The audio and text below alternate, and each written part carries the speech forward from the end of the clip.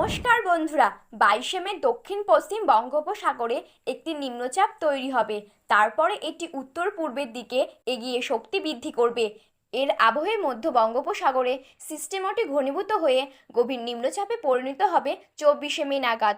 ঝড় বৃষ্টি নিয়ে নতুন পূর্বাভাস দিল আবহাওয়া দফতর। সমুদ্র পৃষ্ঠ থেকে 1.5 থেকে 5.8 কিলোমিটারের মধ্যে পূর্ব বাংলাদেশ এবং তার পার্শ্ববর্তী এলাকায় একটি ঘূর্ণিঝড় হতে পারে। এটি পূর্ব পশ্চিম হরিয়ানা থেকে উত্তরপ্রদেশ, বিহার, গাঙ্গেয় পশ্চিমবঙ্গ জুড়ে পূর্ব বাংলাদেশের ওপর দিয়ে ঘূর্ণিঝড় আসতে পারে, যা সমুদ্রপৃষ্ঠ থেকে 1.5 কিলোমিটারের ওপরে তৈরি হবে। একটি ঘূর্ণিঝড় দক্ষিণ পশ্চিম বঙ্গোপসাগর উপকূলে অবস্থিত এবং গড় সমুদ্রপৃষ্ঠ থেকে 3.1 কিলোমিটার পর্যন্ত বিস্তৃত। এর প্রভাবে 22শে মে দক্ষিণ পশ্চিম বঙ্গোপসাগরে একটি নিম্নচাপ তৈরি হওয়ার খুব সম্ভাবনা রয়েছে। এটি উত্তর পূর্ব দিকে অগ্রসর হওয়ার এবং 24শে মে সকালের মধ্যেই বঙ্গোপসাগরে নিম্নচাপ ঘনীভূত হওয়ার খুব সম্ভাবনা রয়েছে। পরে উত্তর পূর্ব দিকে অগ্রসর হতে থাকবে এবং এরপরে আরও তীব্র হবে। অন্যদিকে বঙ্গোপসাগর থেকে আর্দ্রতার অনুপ্রবেশ ঘটেছে, যার জেরে বজ্রবিদ্যুৎ সহ ঝড় এবং দমকা হাওয়ার গতি পশ্চিমবঙ্গের জেলাগুলিতে প্রভাবিত করতে পারে।